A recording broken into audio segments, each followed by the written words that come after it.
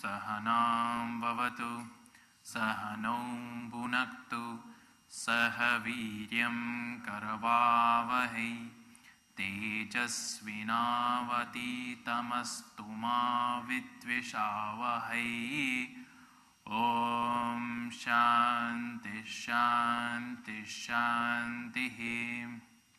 Gurur Brahma Gurur Vishnu Gurur Devo Maheshwaraha Gurureva Param Brahma Tasmai Shri Gurave Namaha.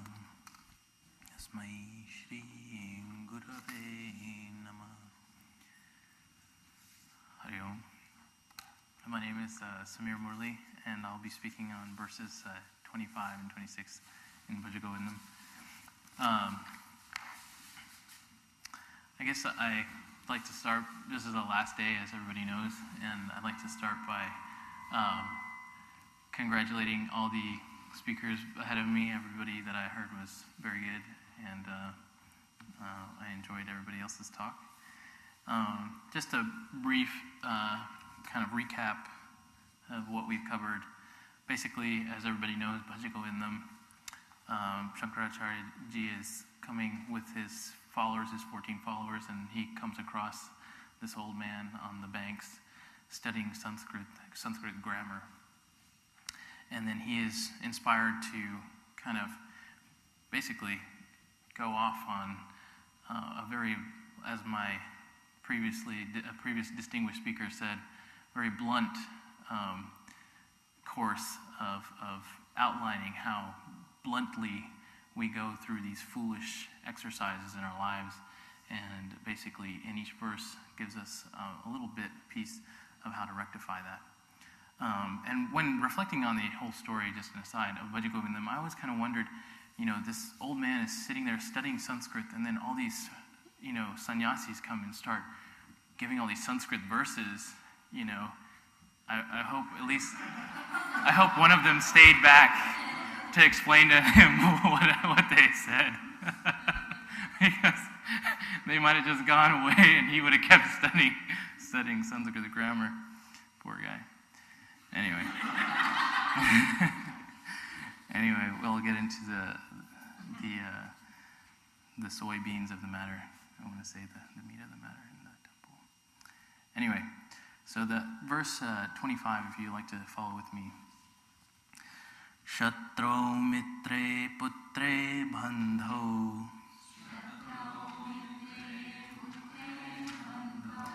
ma kuru yatnam vigraha sandho sarvasmin api pashyatmanam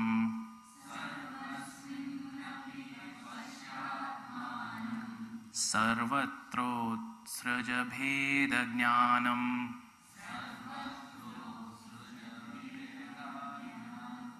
bheda jnanam. So basically, Shatro mitre putre bandho. Shankaracharya ji is listing off a list of relationships. Shatro is an enemy. Mitre is a friend. Putre is a son. Bandho is your friend. And what does he say about them? He says, Ma kuru yatnam vigraha sandho. Basically, ma kuru yatnam, you should never attempt vigraha sandho, to strive for making friends or enemies of these people. And so, stopping there, basically, as I interpreted it, we have so many different relationships in our lives, and we spend so much time pursuing either friendships and cultivating them, or in other ways destroying them, or just basically just mentally thinking about them, and X relationship had this impact on me today, or Y relationship had that impact. And if you go through the entire stages of your life, you can see how these relationships essentially define us. For instance, a child and his mother, that relationship defines his life or her life so to speak. If the mother is there, then the child is happy. If the mother is not there, the child is very agitated. Similarly, as a young adult, like I know growing up here in the U.S., when you're in junior high and high school and all this other stuff, there's immense pressure to fit in and have friends and kind of wear what's in and the clothes that are, trendy and all this kind of sit with the popular kids at the table and all this kind of thing. And in that setting, being different is always difficult. And there's so many, the gossiping and everything that goes around about she said this about him and who's dating him, her, and all this other kind of thing. So, these are things that define young kids in terms of in that stage in their younger days. And then as a young adult, of course, I can speak with great authority on the subject. The relationships at that point, in terms of beta, you have to find a girl and get married and all this other stuff. That becomes a different kind of definition, a different kind of a relationship that defines, how you perceive your life at that stage. And then you can keep going. As an adult, your relationship with your coworkers and your spouse. I'm sure there are 20 billion anecdotes that people can give about just today, what a particular relationship, how it affected them mentally, either positively or negatively. And then you can talk about the old age, people's relationship with their kids and their grandkids, and how that can define them in either positive or negative ways. And so when reflecting on all of these relationships, you really have to think about how much energy we spend on, really thinking about, she did this or he did that to me, and how you feel elated when somebody remembers your birthday, or conversely, if somebody forgets your birthday, you're down. Shankaracharya basically says that all of this is a waste of time. Pursuing either friendships, making friends, or making enemies, all of it is a waste of time. Be it a relationship with your enemy, your friend, your son, or your children, or any relative, really. So what's common? What is common amongst all of these particular relationships? Why does he say it's a waste of time? Well, you can very easily see that these relationships and how we define them and how they define us, conversely, and how we allow them to cause agitation, etc., each one of them has a common thread, and that is that duality. The duality between you and me, he and she, and this and that. So, these things, how we perseverate in our relationships, goes even beyond the people that we know. You can think about tabloids, and people think about relationships that they don't even have. Like on TV shows, people will talk about people on TV. It irritates me very much that people will talk about relationships in television shows as if they're real, and then all have discussions about why it happened and what do you think is going to happen next, and all. And that is a colossal waste of time. I agree with Shankaracharya. But he didn't know about TV and Grey's Anatomy and all this other stuff. He was just talking about our lives, and even that, he says, is a colossal waste of time. Simply put, all of this is highlighting is the existence and the presence of our ego. With the insertion of the ego in any one of those situations, that breeds the potential for conflict, either positive or negative. So the single common thread that defines every single one of these relationships is the ego. That there's you and then there's me. And if there's you and me, then there's always going to be the potential for conflict. There's always going to be the potential for him to affect me in a positive or negative way, to affect my mental equilibrium. And then, so what does he say about this? He says, sarvasmin api pashyatmanam Basically, he says that you should seek the self everywhere and lift this Bheda Jnanam, the sense of difference. Bheda is difference, the sense of that there's a difference between you and me. So basically, he's saying that the answer, the way to release yourself from the potential of every single relationship of your life causing agitation and wasting energy on it is to basically remove that sense of difference, that I am different from you. Basically, he's talking about the elimination of the ego in that setting. And, and he says seeking the self. And to me, when we come across these ideas of seeking the self and all this other stuff in Vedanta, it really puts that, the answer to my problem somewhere like up there, like, oh, I could seek the self. Let me seek it. Where is it? So on a practical level, the way I see it, the way I understand it, for me at this time, at this point in my life, seeking the self basically means love. It means the dissolving the ego and the expression of love, because there cannot be love and ego in the same place.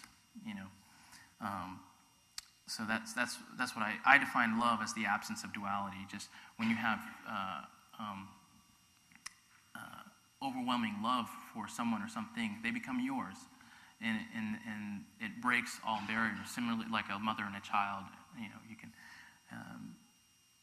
can extend that analogy. And how do you do it? Well, he tells you how to do it in every stanza. Bhaja Govindam, Bhaja Govindam, Govindam, Bhaja. So that's that verse. I didn't realize I was running out of time. But we're going directly to the next verse. Kamam, krodham, lobham, moham.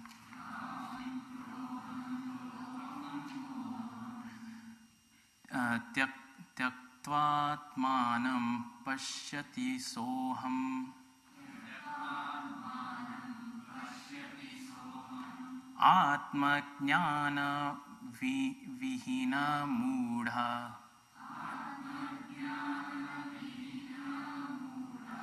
Ste pachante narakani gudaha.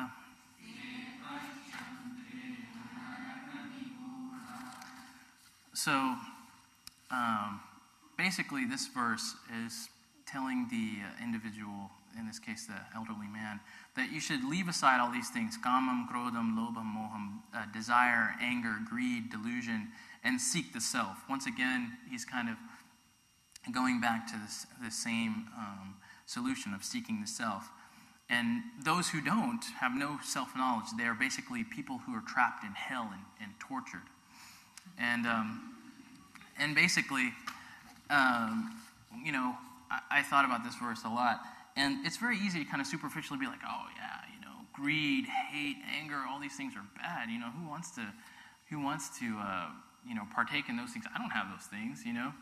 Anybody who basically exhibits these negative tendencies is bound to be, they're ignorant, they're in hell or whatever. But the thing is that's easily said, but you should really, when you think about it, this too exhibits the component, that singular thread is the ego. In desire and anger and greed and delusion, all of these things centrally are connected by the ego. And the absence of ego, he says, is soham, which is that I am that, basically. And the presence of ego means that you're in that hell that he talks about. And the thing is that if you really feel like you're in hell, then you would understand the essence of his message, that he's really, really kind of pushing you and trying to show you, you're in hell, man. Look, you're in hell, But the thing is, we don't realize we're in hell. We've come accustomed to our hell. And the way that I was thinking about how to paint the picture that we are in hell is that we are in Maya, basically. I think he's equating Maya to hell, is to think of the psychology of addiction. And I recently heard on the radio, I listen to NPR a lot, There's this one guy who was playing this internet game, which is like its own reality world. This is sub-reality. And you can meet people in there, and you fight monsters, and you gain all kinds of wealth and all this other stuff. But it costs money to play. And this guy had a wife and kids and everything. He would play 60, 80 hours a day. And eventually his wife left him with the kids and everything. He was, finished. But the psychology of addiction exhibits all of these qualities: desire, anger, greed, delusion. Basically, he was deluded in that he was in this sub-maya, basically. He had this desire to play. When he couldn't get it, he would get angry, and he just wanted it more and more. The truth of the matter is, we're all in that. We are all in that we're all in maya, but it takes, when you see somebody who is in more maya than you are, you can see that we are all in that maya. And we are all addicted to different things. I mean, he was addicted to video games. Some people are addicted to alcohol. Some people are addicted to food. Some people are addicted to TV. But addiction is just, I think, an analogy that I'm trying to make of how you can encase yourself in this hell. And the thing is that you don't realize it. I think the real reason why we don't realize it is we've come to enjoy our hell. We've become attached to it. And there's a analogy of this in psychology and psychiatry called the Stockholm Syndrome. The Stockholm Syndrome is basically, in 1978 in Stockholm, basically there was a gang of robbers that held people hostage in a bank for approximately 8 days. And after that, the people who were held hostage identified so much with their hostage takers that they actually would defend them in court. And it sounds funny, but what happens is it's a defense mechanism, and it's been studied that these people are in power, and so the people who are not in power, they associate themselves with the people in power because that's the way they feel protected. And so even when that situation was taken away from them, they still identified with those people, and so much so to defend them. And basically, when you are in this maya, you are in this hell, and Shankaracharya Ji is trying to tell you that you're in hell. He can see that we are in hell because he's not in hell, but he can see it, and he's trying to tell you that that's what it is, and you become so accustomed to it, you become so attached to it that you defend it, and you say, why should I seek the self, and why should I do this, and why should I do that? And you continue, and we continue to pursue it and get further, deeper into it. Whereas we need people like Shankaracharya Ji to turn the light on and show us where we really are. Thank you.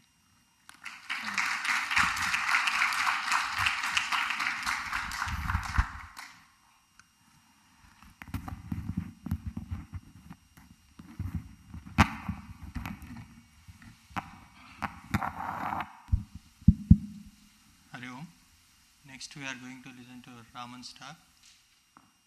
He gave his talk before he left to India. Those of you who know him, you can visualize that he's sitting here with his everlasting smile, if you know him. Hari Om.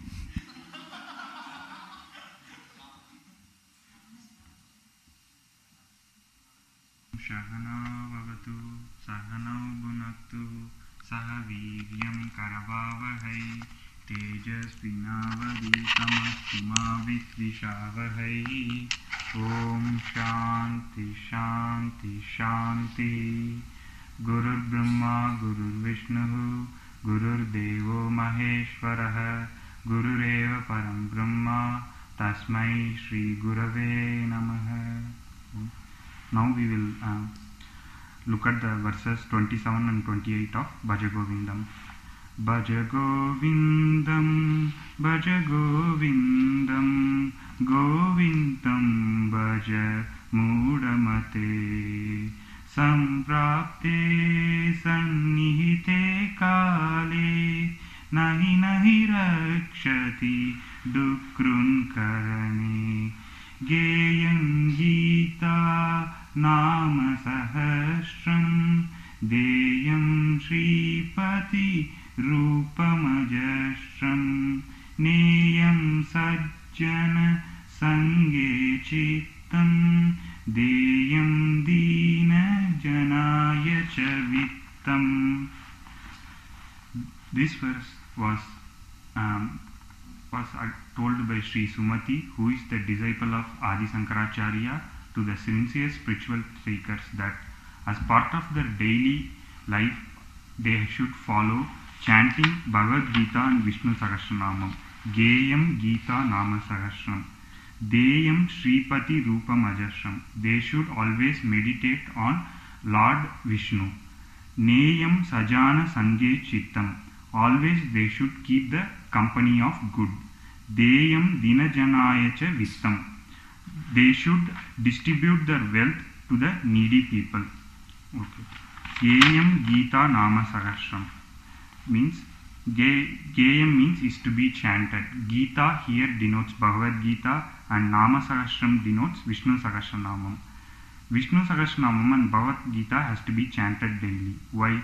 Because Bhagavad Gita and Vishnu Sahasranamam, by chanting those scriptures, our mind will get focused. By focusing our mind, we are reducing the quantity of thoughts, and by reducing the quantity of thoughts, we are quietening our mind, and quietening our mind is one of the aspects of attaining stillness. Apart from chanting Bhagavad Gita and Vishnu Sahasranamam, we should also study what those scriptures indicates. What those scriptures indicate? Those scriptures indicate the eternal truth. What are those eternal truths? The eternal truth advises the human how he should conduct himself in daily life. Apart from advising him how to conduct himself, it also mentions those techniques to achieve the goal, and it also says how the path will be. So that way a person who studies Bhagavad Gita and Vishnu Sahasranamam will be able to get a better outlook on life as well as better attitude towards the world. So Bhagavad Gita and Vishnu Sahasranamam has to be chanted, it has to be studied, and study by itself won't accomplish anything. In order to understand how much we have studied, we have imbibed, it has to be put into action. For example, if somebody gets angry and goes for a solution, and let's say they provide technique like you should breathe in and breathe out consciously and slowly, you should drink water whenever you get angry, you should move away from the situation. Let's say these are all the theories. Let's say drinking water, that theory, that technique appeals to him. Now what he should do, he should put into action. By putting into action, he will realize that maybe one time or 2 times a day it helps, but more than 5 times it doesn't help, because he will realize that he has drunk so much water that there is no room for him to drink. So by putting into action, we will know how much we have really understood, how much clarity we have got. Then Deyam Shripati Rupam Ajashram. Here Shripati Rupam means the Lord of Lakshmi. Who is the Lord of Lakshmi? Bhagavan Vishnu. According to Vishnu Sahasranamam, describes Vishnu as the all-pervading existence in all forms and all beings, who is beyond the past, present and the future. He has to be meditated upon. What is meditation? Meditation means reflection. Reflection means looking at things as they are without any veil or covering.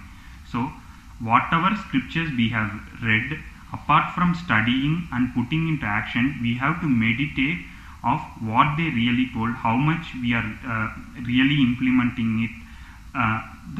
So we have to look at those things without attachment, and we should constantly read them and think about what they are telling. That is meditation. Next, Neyam Sajana Sange Chittam. We should always keep the company of good. Okay, we have chanted Bhagavad Gita, we have studied, we are putting into action, we started meditation. Apart from that, there must be somebody. Even though we study by ourselves, we need some guru who can guide us, who can also tell us whether we are taken those studies in a proper manner to guide us. So we need to have the company of guru, or the people who has the same spiritual goal, such a way that they will be able to guide us. It is something like when we start learn to drive a car, what we do, we try to find a road which is less empty, or we try to find a ground which is empty. And apart from that, we also need a person sitting by the side to guide us, So it's like that. Basically, by having the company of the good, we are creating an environment where we can express our learnings, our limitations frankly, so that it can be we can get guided properly. So we have to keep the company of the good. Deyam dinajanaya cha vittam. The wealth has to be distributed to the needy. Wealth doesn't mean just the money. It also it has many meanings. So money is one of the meaning. Knowledge is another meaning. So we have to always give knowledge and money to the needy people who are like. Apart from that, we have also need to show compassion to the every people we meet. What is compassion? See, we have some limitations and we have some spiritual goal. We are doing all these advices by our guru to attain that goal. So we know what our limitation, where it comes from. So when we meet other person in daily life, we should also understand it's that he has not been taught about those good things. He has not been shown. So we should show compassion. We should try to just guide him, not advising. It's more of a guidance. So another thing is, in this world, everything is interconnected at the macroscopic level. What do you mean by interconnection? Like a butterfly flapping its wing on Japan causes rain in North America. It might sound surprising, but it is the greater truth. For example, there was a carpenter in a village who was very famous. He decided to retire. Then the villager told, before you retire, build me a house and then you retire. So without interest, he started building the house. He never put 100% of it, and he built a house somehow, and then he said, I am going to retire. Now the village people gathered and they gave a farewell party to him. At the end of the party, the village head handed over a key to the carpenter. Then he realized that the house which he has built without so much interest is for him, and he realized, I could have done better if I had known if this is my house and all. So what we are doing is, in day-to-day life, when we deal with anybody, we have to deal with them as we deal with ourselves, or we have to think they are who we are. So that is how we should conduct ourselves. Bhaja. Okay. Shukata kriyate Rama bhogah paschadanta sharire rohah yadyapi loke maranam sharanam tadapi namunchati papa charanam. Shukata kriyate Rama bhogah. Shukata means happiness. Rama bhogah means indulgence in worldly pleasures. What we do normally in search of happiness, we end up indulging ourselves in worldly pleasure, not realizing that happiness is within us. It is something like how a clay pot trying to realize that it is a clay. So that is the distance which is between our happiness and what we are thinking. And what happens? Indulgence. We indulge in worldly pleasures. And we know that just by seeing around, like the celebrities we hear, they commit suicide, they get addicted to drugs. So we know that the money and fame doesn't give us the happiness. We all know, but we go on repeating the same mistake again and again. It is like we are trying to keep the glass on the car without taking care of its inner workings. And what happens if we don't take care of the car inside? It will, in due time, it will die. So similarly, we are keeping our priorities upside down. Instead of focusing time on attending to our weakness, attending to our inwardness, we are going outwards. We are dissipating our energy. We are dissipating our mind, and we end up doing the wrong things. And we also know that whatever we do doesn't stay permanently. Everything is temporary. In spite of it, we go on doing the wrong things.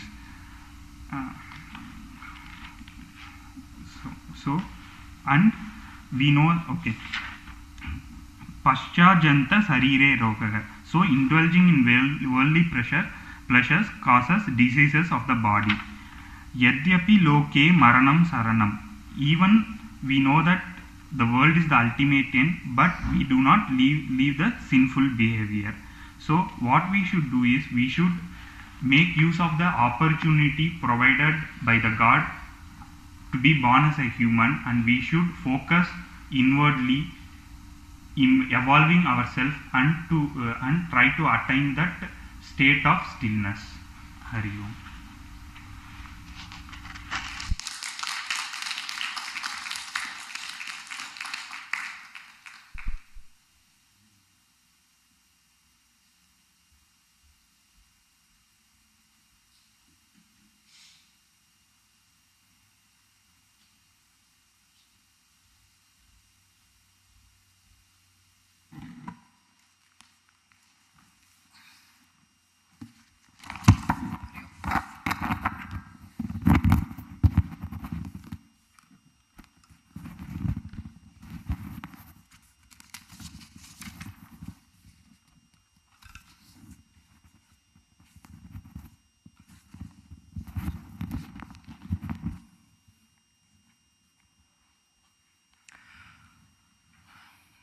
My name is Santosh. I'll be describing the slokas 29 and 30. Repeat after me, please. Arthamanartha bhavaya nityam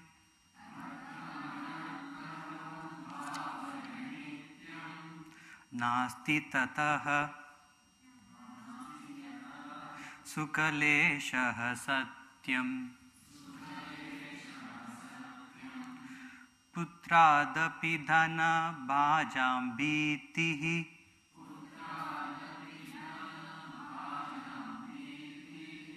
sarvatraisha vihitaritihi.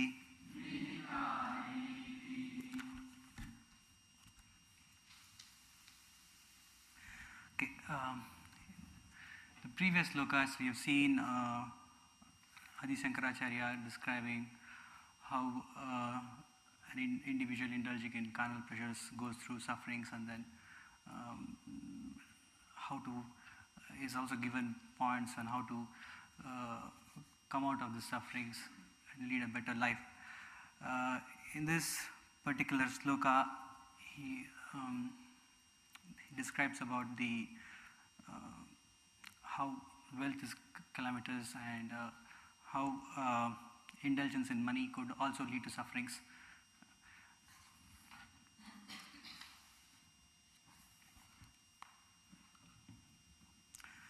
So it is strange that it is strange, the feeling it's that the wealth is calamitous, the thought that wealth is calamitous is somewhat strange. It strikes differently because when everyone would say, this America as a nation prides itself being one of the wealthiest nations. So why would anybody think wealth is disastrous or wealth is calamitous? So to me, I just dwelt into it and then tried to dig into the reasons why this could have, Adi Shankaracharya could have thought of this wealth as a disastrous thing. So upon dwelling further, I realized that wealth is more like a person who runs after wealth just keeps on running. It just becomes a race, and he just runs after wealth without realizing that he's in a race, and then it becomes so, he gets so much involved into it that he never is able to come out of this race, and then ultimately he terminates himself in that race.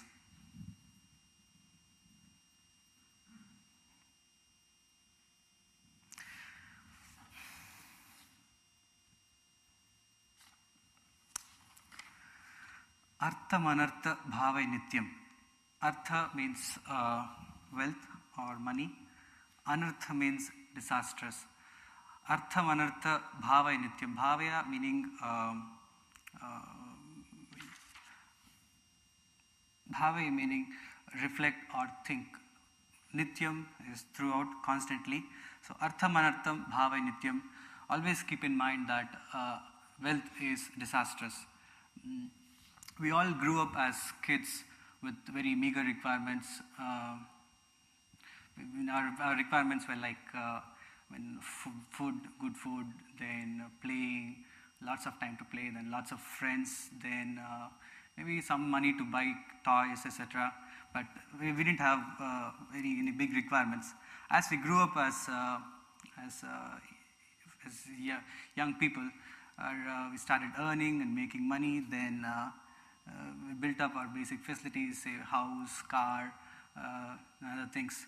But then once we set up that, it started accumulating money, and then accumulation of money led to, like, say, comparing with people. Okay, I have this much cash in bank, or I have, that person has so much. He has a big site, he has a big house, or he drives a BMW, or he drives a Mercedes. So this kind of comparisons start once we start accumulating money. So from here I see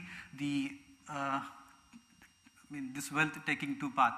The money taking two paths. So either the money could go into building wealth, like, say, house, property, bungalow, and then different ways of investment. So in which case you start comparing things. Okay, my neighbor has such a big house, I need to build one. So this kind of gives rise to a jealous feeling with people who have better, who are better than you, and we kind of tend to look low upon people who are not as much privileged as we are. So this kind of brings in a divide in the relationship with people who we know. Like people would have been friends for ages, but then after say one person becomes rich, so it will bring a kind of divide between those two people. Even in the case of Lord Krishna and Sudama, they were friends in ashram, but then once Lord Krishna went to the palace, Sudama thought twice to go to approach Krishna for anything. So the situations change once wealth enters the scene. The other route I see is that the money could be retained as money itself, and that could go into bank, or that we could keep it with ourselves. So if it's with us, then we have to worry about thieves coming, and we have to protect it or put it in a safe. We'll have to take care of it. Or it could be that we could have our own people coming to us asking for money. Then we'll have to find reasons to say no, a polite way to say no to that. So that's another problem.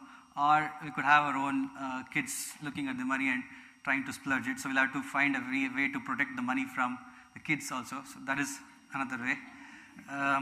Or we'll have to keep the money, and then to take care of the depreciation factor, we'll have to find a better way to invest. So if we go to investment, then we'll have to find, okay, is this investment fund good, or is it going to survive in the long term? So all these factors have to be considered, and there is always a risk. Okay, what happens if this bank goes bankrupt? How do you take care of it? So there is always that risk. So instead, if we give that money to the people in needy, so it's a worthy investment. It's a worthy investment because we give something to people in need now, and later on it will definitely those people will come to our help or our rescue whenever we are in need of help. So that's the investment you're making. It's a long-term investment. It's the safest investment because there's nobody going to steal it or whatever. So and there is always, once if you help somebody, they'll always come to you in time of your need.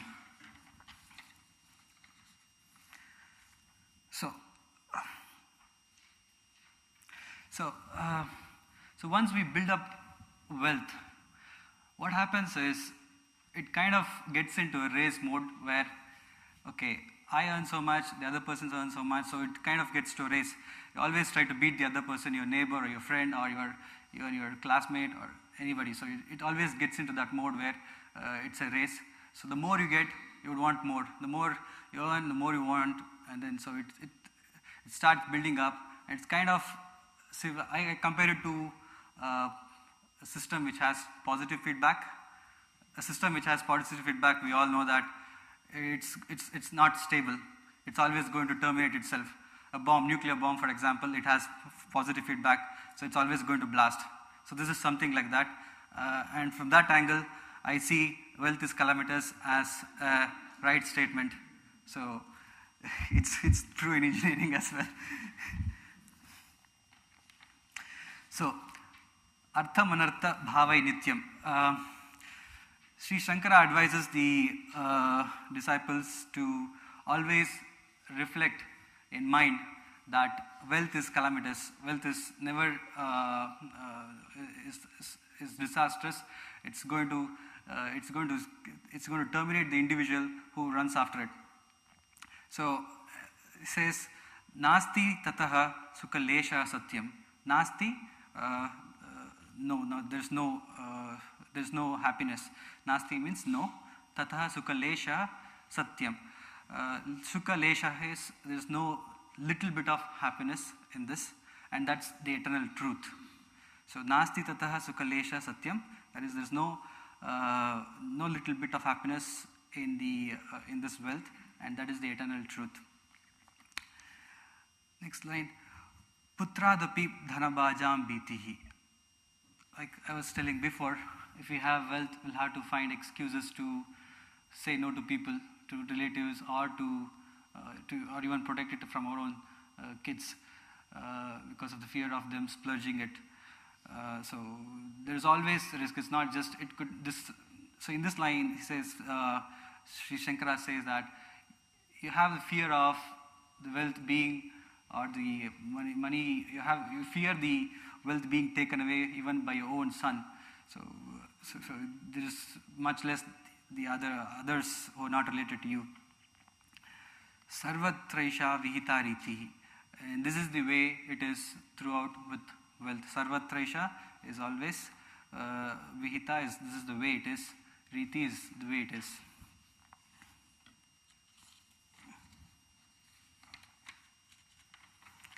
Next sloka. Pranayamam pratyaharam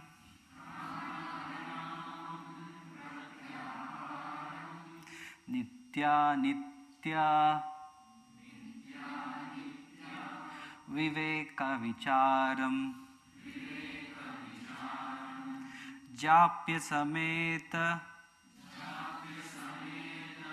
samadhi vidhanam kurvavadhanam mahat avadhanam. So, the previous slokas we have seen how wealth, women, or even thoughts about relations, so all these things are calamitous. How those things could take the individual from the main track of life.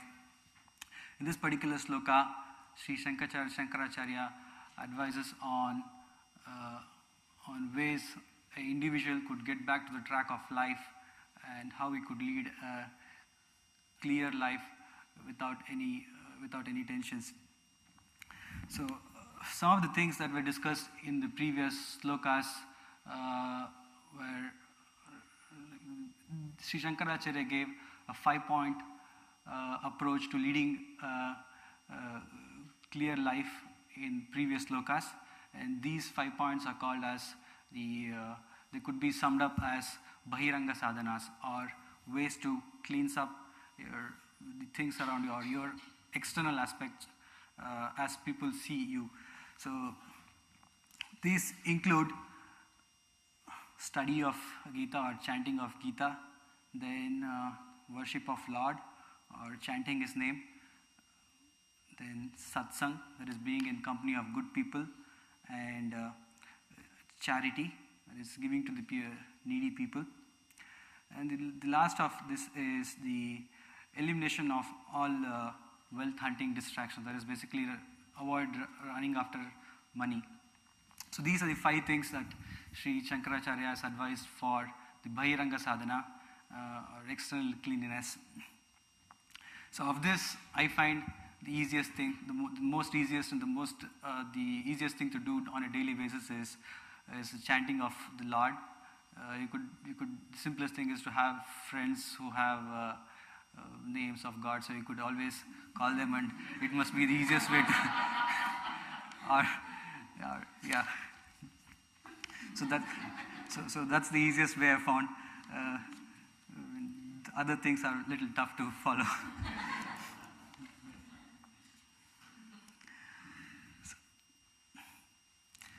Then there is a different kind of Shuddhi or sadhana that Sri Shankaracharya talks about. There is the internal cleanliness, that is cleaning our inner self, how to have a clean mind and a clean thought. So this is described in this particular shloka, how to get to that stage of perfection or moksha, where it's totally a clear mind and a clear soul. So pranayamam pratyaharam. Pranayama,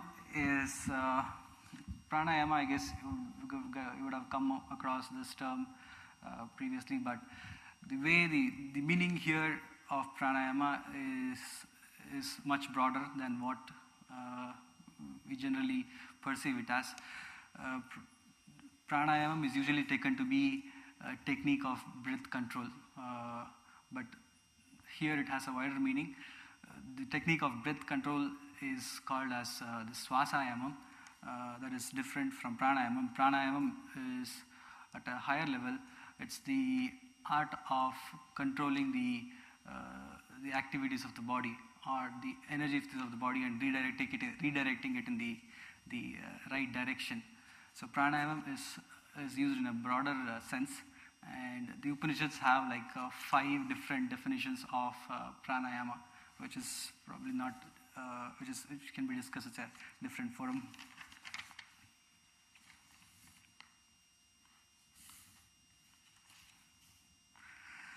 Pranayamam pratyaharam. Pratyaharam meaning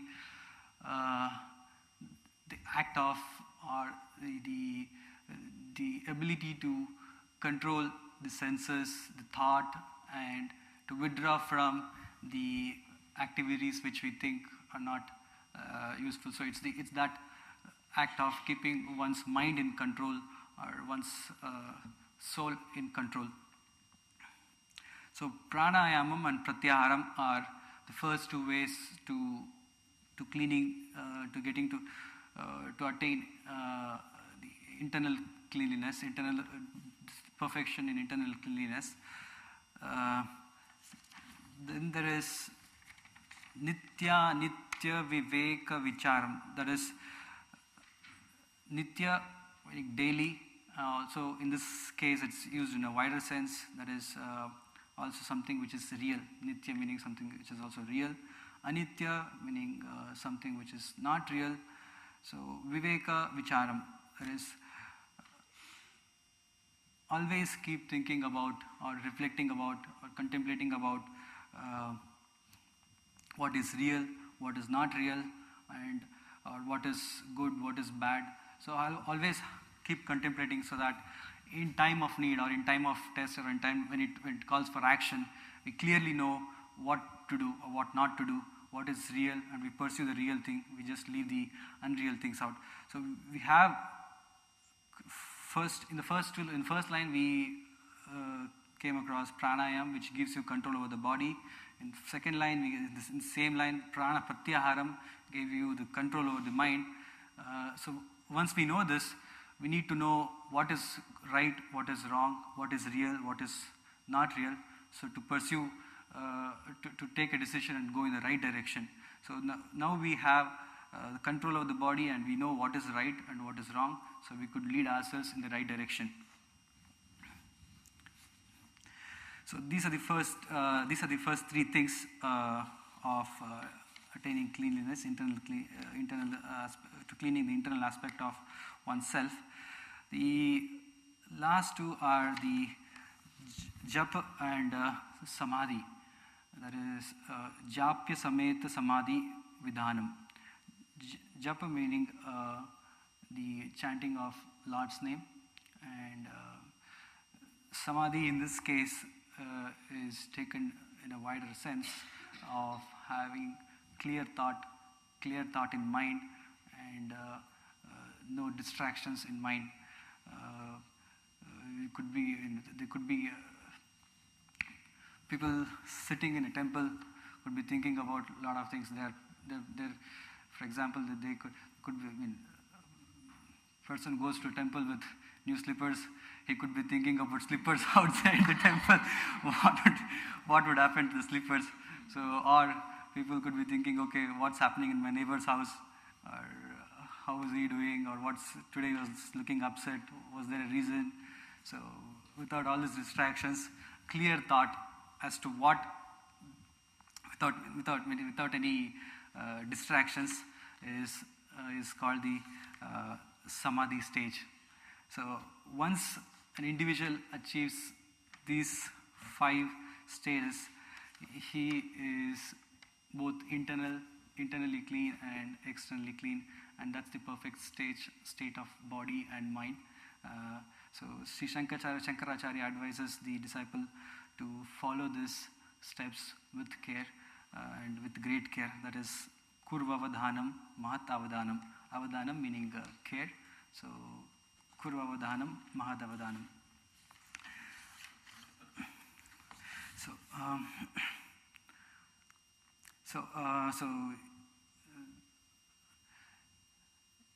So over the last slokas, 30 slokas, this is 30th. So over the last 30 slokas, we have seen what distractions could occur in life, and how to get away from it, and how to lead a better life. And this is the last one. Thank you.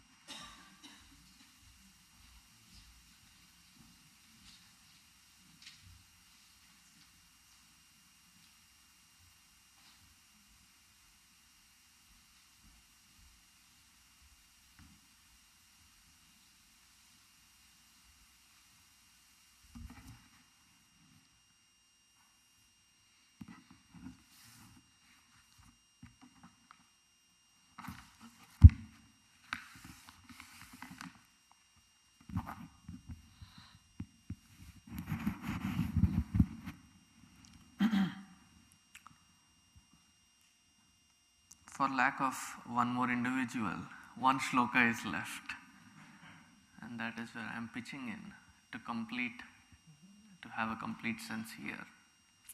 Repeat after me. Guru charanambuja nirbhara bhaktaha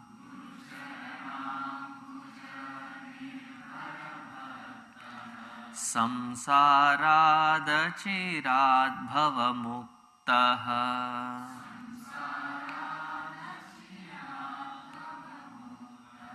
sendriya manasa niyamadevam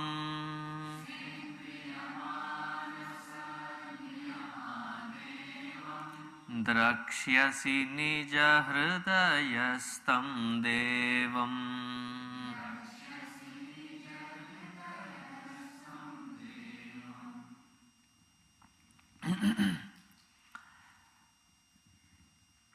As Santosh concluded saying, there are Bahiranga sadhanas, there are Antarika sadhanas, external, internal, after having indicated quite different range of troubles that we normally go through. what if we are not able to apply both external and internal processes explained?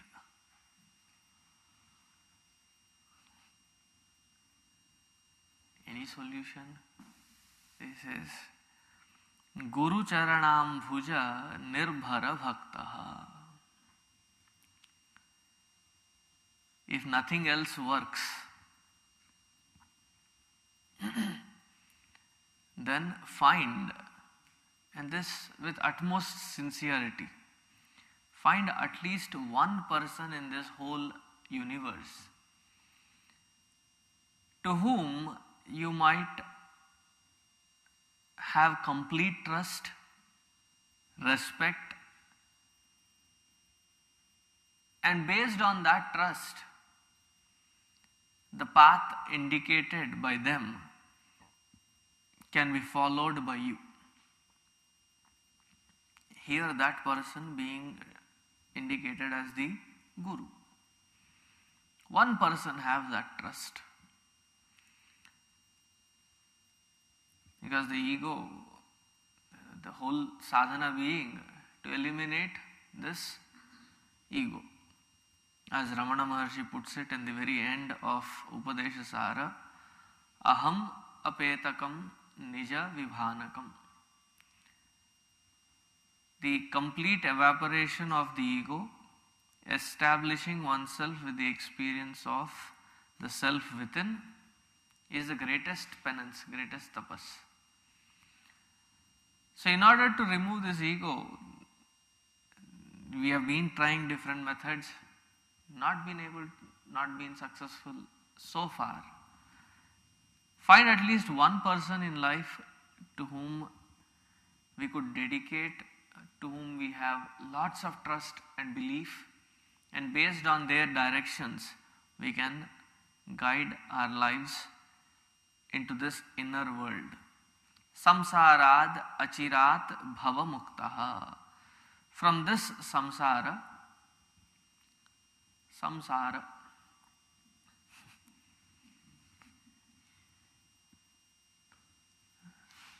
every time I hear the word samsara, that word passes through my mind with a totally different meaning. The actual meaning of this word samsara is, sara is essence. Samsara, some essence. We keep trying to find the essence of our own self through the world of this body, mind and intellect. And when that search stops,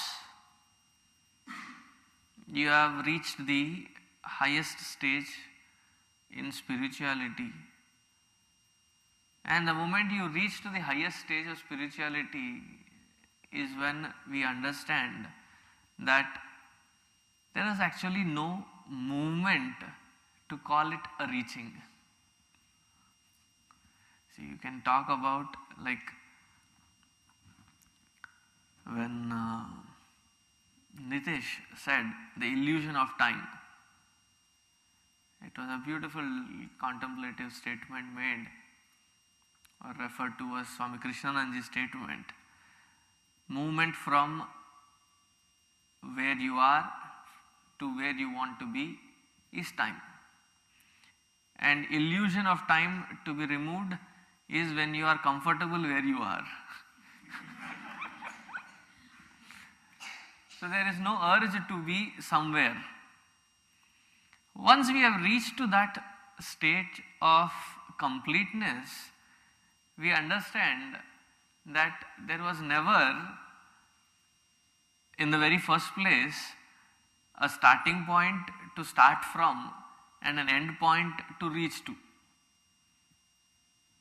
That is the samsara, achirat, sooner than what we have expected, would be gone with the grace of our own trust in that Guru, in that one person whom we have given our complete belief to lead us. Sendriya manasa niyamad evam drakshyasi nija hridayastham devam. In this life, in this journey of life, we have these different equipments and we are thrown into the traffic of experiences. We are thrown not by somebody, we are in the experiences. Before we can think about anything, get to a safer side, from where reaching to this inner quietude becomes easy. It is like learning a car or learning swimming, learning to balance on a cycle. Seems very difficult, logically impossible.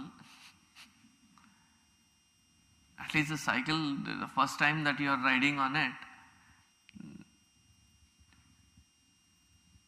it is very difficult.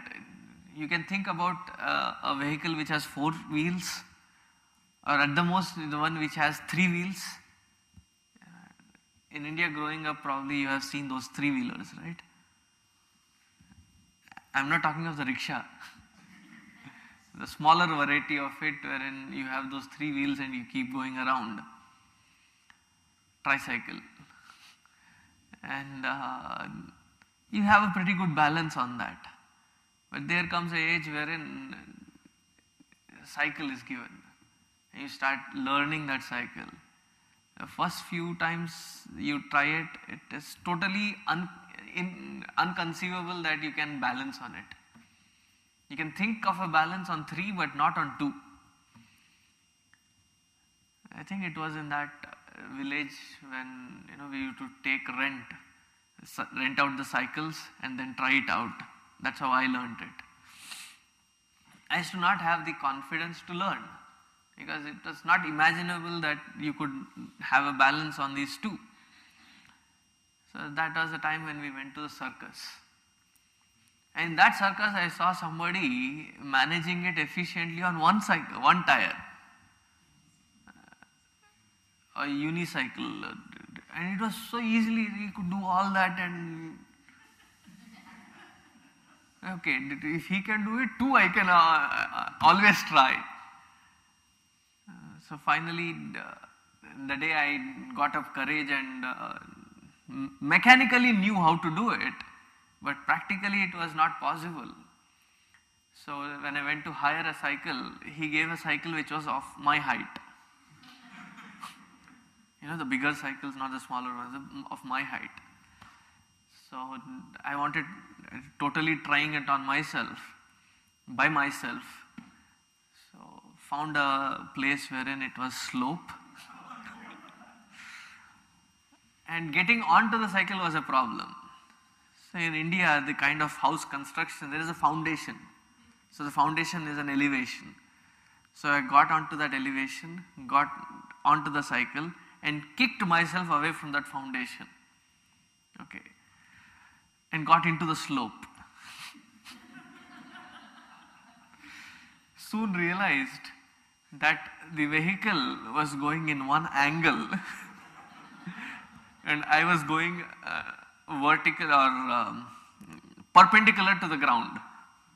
That was a kind of the movement of the total mass. Luckily, there was the nearest sand pile hit into it. That was the experiment. Totally unimaginable to gain balance. Once you gain balance, the kind of questions, can I drive slow, can I drive fast? There is this joke that we used to hear. There's this fellow who said, look, I can drive it without holding one hand.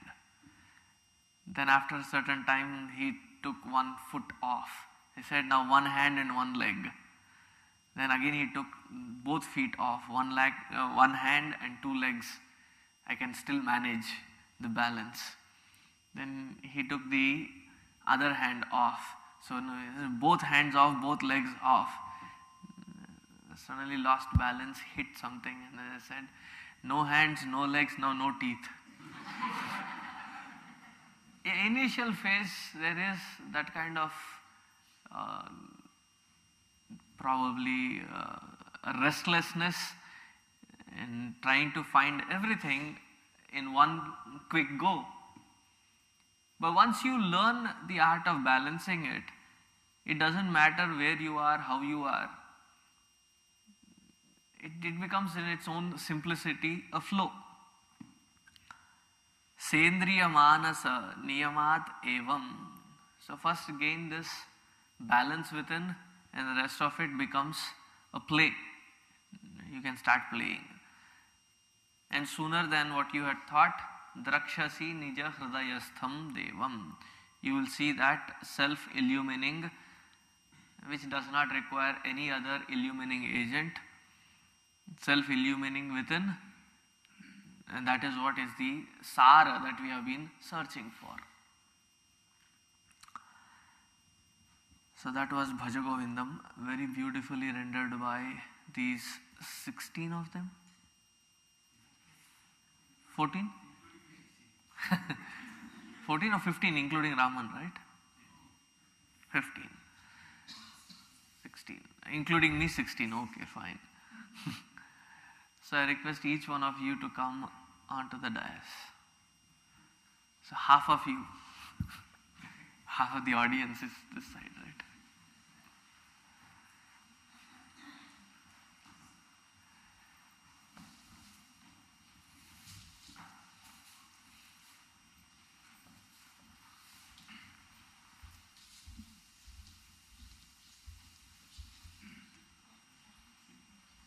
Sit.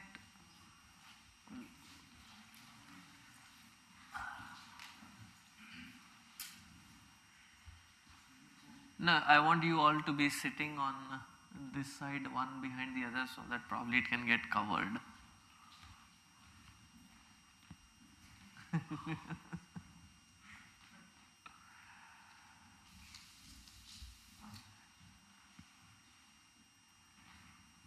All these had done a great job.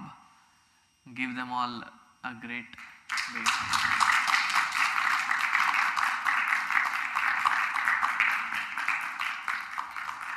Good job.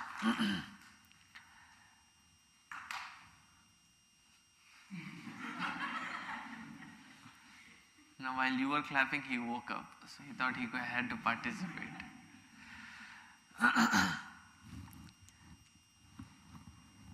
You had any questions to today's speakers other than me?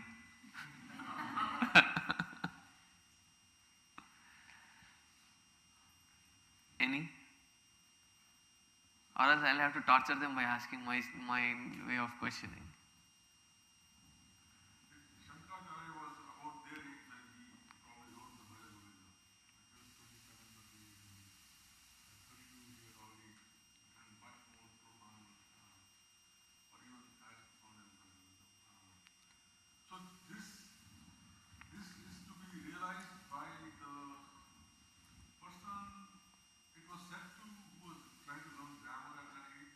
Was it applicable to that age, this age, or are we supposed to do it when we are done from Grihastha ashram and into Vanaprastha or into sannyas?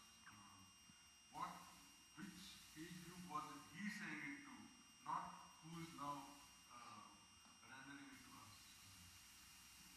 What was what was probably his mindset when he was saying Bhaja Govindam and forget it now?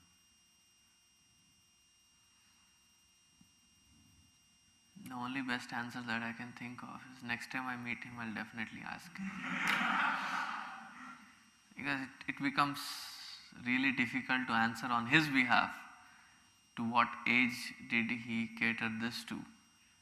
But I look at it as if it serves, if it appeals to us, apply it irrespective of whatever age it is. Well, he's talking to the mind, not to the age. He's talking to the ego, not to the ashram, not to the varna, not to the gender. He's talking to that ego. The moment that processing of ego stops. His purpose is achieved. Whether that urge comes into you when you are 5-year-old, like himself, Adi Shankara himself, or when you are a teenager, or when you are a grihastha or a vanaprastha, it doesn't matter. It's like you are going in a train.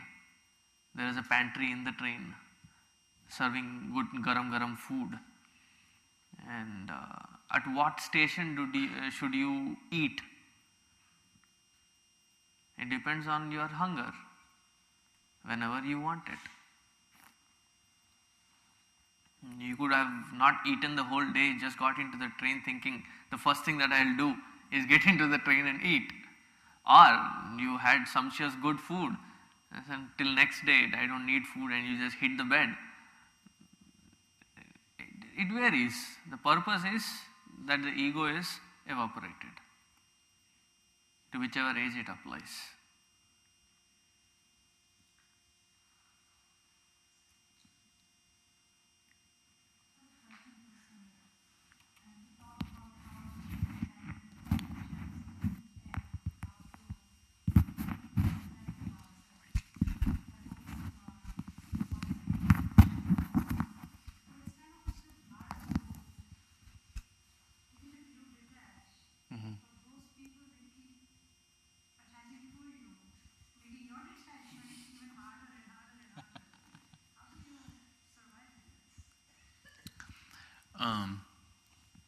As I understood the shloka, I think that Shankaracharya ji is not telling us necessarily, well, I think he is in a way telling us to detach, but he is showing us a way, in every shloka, a mechanism in which to make all of your relationships perfect.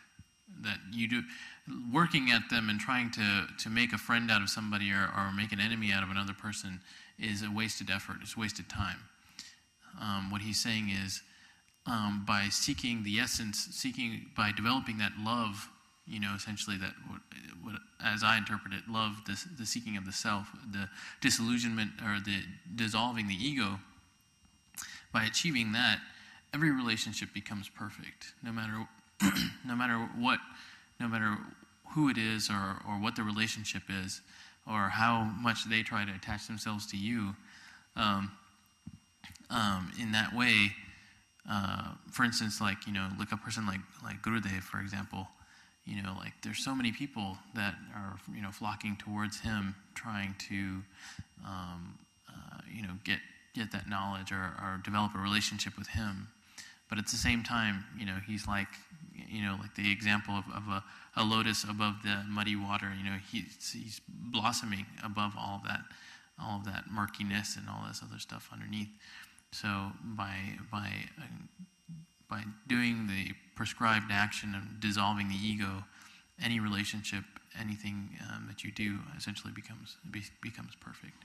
So it's not necessarily something that has to be achieved, effort be applied, but more of just seeking the common, the single essence. I think that's how I interpret it.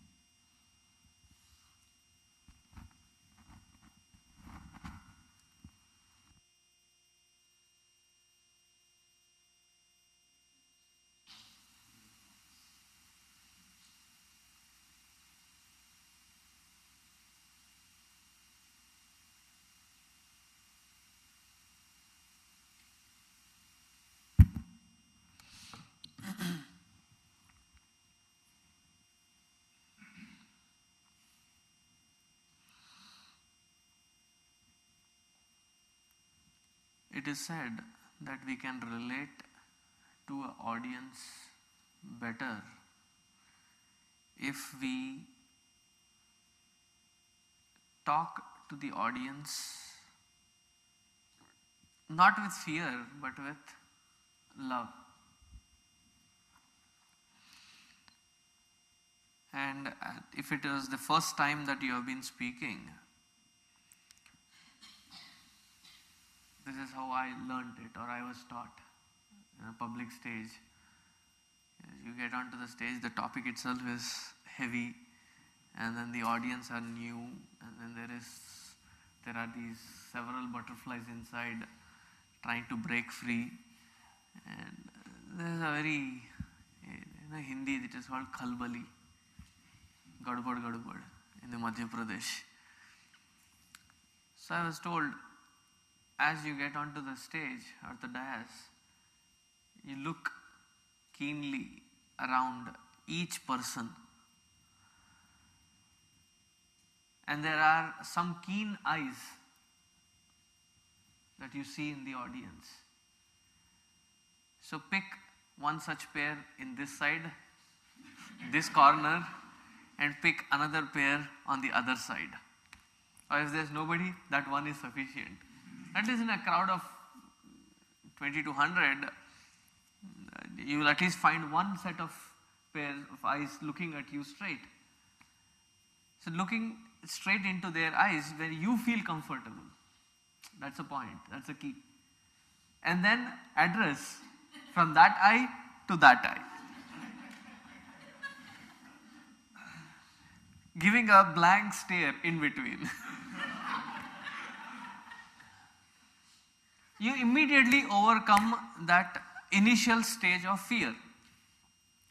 Once we are over that initial stage of fear, then you can start saying, oh, there are not just two, but there are plenty who are having the same kind of interest when I am able to relate to.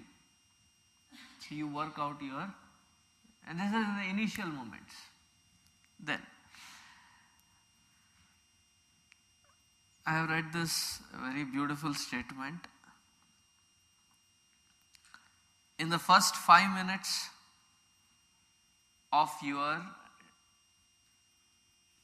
lecture, if you have not struck oil, stop boring.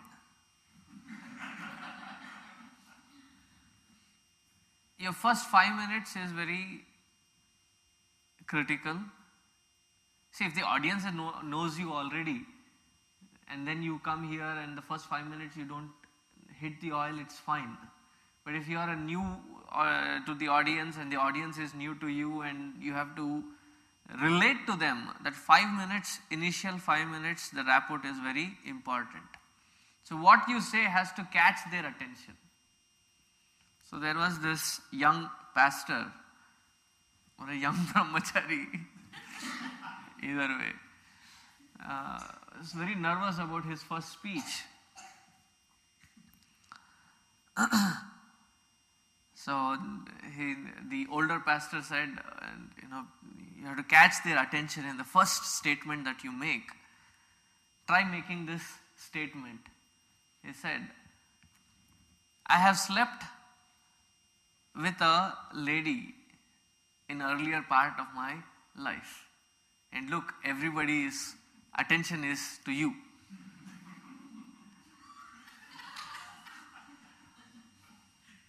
I mean, he was talking about his mother while he was young. Yes, that lady was my mother, should have been the next statement. But the first dialogue itself got messed up. Instead of saying growing up, he said yesterday. So if you don't catch attention in the first statement, first few statements, then the crowd starts losing interest. These are few tips there. Then, the better way to relate to the crowd is not, see, as the Bhaja Govindam goes in, it's all messages, it is all upadesha. Instead of saying that, Adi Shankaracharya ji says that you should do this, you should do that, you should not do this, you should not do that. Instead of making it an impersonal statement to the audience, include yourself into the audience. We should do this. We are no better than or we are no less than what the audience are. So we make a very personal statement wherein we include ourselves into the gathering and say, we. And Gurudev put it very beautifully that when we got initiated, this message was often repeated to us. They said, do not go out into the world to improve upon the world. Do not go out into the world trying to prove that this Vedanta is something as a savior, but talk about this Vedanta so that you are, as though you are talking to your own mind. That is why most of these, the Tyagaraja Kritis or Kanakadasa, Purandaradasa or Sadashiva Brahmendra Kirtanas, most of them they are addressing to their own mind. Manasa. Hey Manasa, you should be doing this, you should not be doing this. They are addressing their own mind. So if that be the perspective, that I am speaking loudly to my own self, my own process of contemplation, wherein others also participating in it by listening, if they benefit, it is their bonus. But the main focus is talking to my own self. Then, most of you did an outstanding job. Rather, all of you did an outstanding job.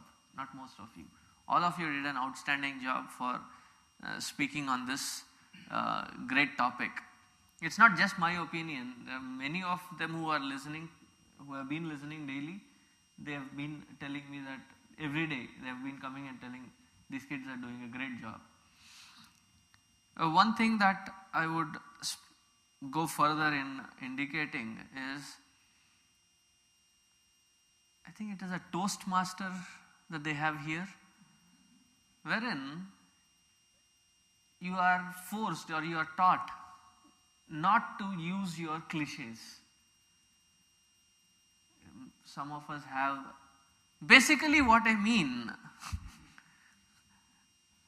what I mean to say is, there are certain, you see, what I mean to say is, these are the statements that when you repeat more than once in a lecture, it loses that crispness in the thought. In fact, you can make use of a pregnant pause. You make a statement and then stop. With confidence, look at everybody.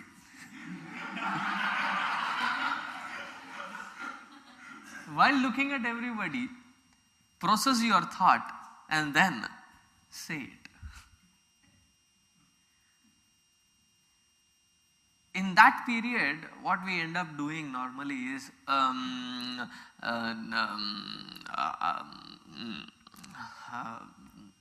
there's a lot of awkwardness created in your thinking process, in your expression, as well as in the listener's head. Aage बढ़. Please move forward is what is the audience demanding, and you are like stuck with that awkward. But instead, if we could continue, give a pause. Even if you are open with the audience, this is how I learned. And not that I have been born as a speaker, I have learnt it. So while I was lecturing in Vijayawada, I would tell them, when suddenly my thought would stop, and I would tell them that give me 2 minutes. I would pause. Give me 2 minutes, let me gather the thought and then get back to you. And I would close my eyes, gather the thought and then get back to them. So when you are sincere in accepting that you are processing it and not trying to hide it or camouflage it with any other process, the audience are also pretty open-minded. They accept such frankness, such sincerity. They patiently wait for the 2 minutes. But be sure that you will be able to process that thought in 2 minutes because they are watching it. Else you said, give me 10 minutes. Take a break. And the one best thing that you can have in spiritual audience is catch somebody and say, ek bhajan gao. I have done that. If I had to gather my thoughts and it was a very confusing topic, I have requested somebody who could sing well, of course not me, somebody who could sing well. I said, please sing a bhajan. And after the bhajan was done, I would start again. But that awkwardness has to be reduced, if you can observe. Many of you did an outstanding job, that awkwardness was not there, but then it also shows the clarity in that particular subject. These are a couple of these things that were on the top of my head. Hope we'll try it again. Do you all want it to be tried again? Yeah, I loudly hear from behind, "Aapka kya bigadta hai?" Right?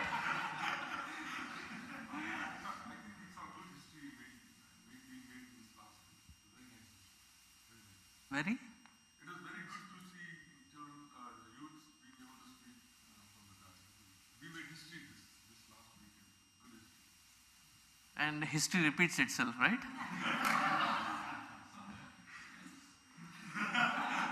No, that's a nice idea. Kopel Center, we can have another Bhaja Govindam Yajna.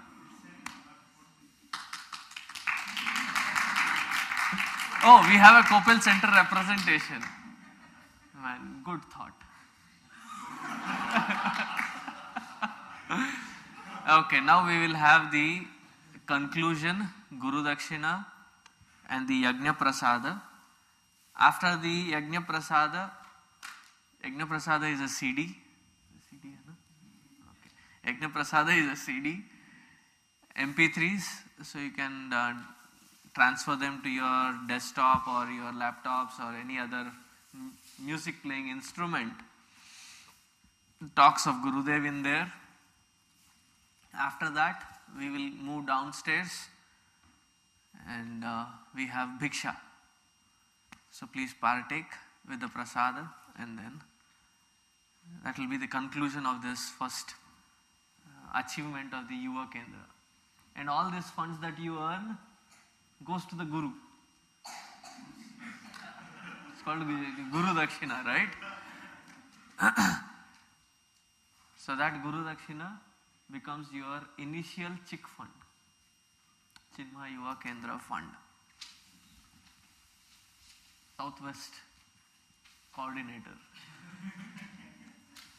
Let's conclude. Om Purnamadaha Purnamidam Purnasya Purnamadaya Purnameva Vasishyate. Om Shanti Shanti Shanti.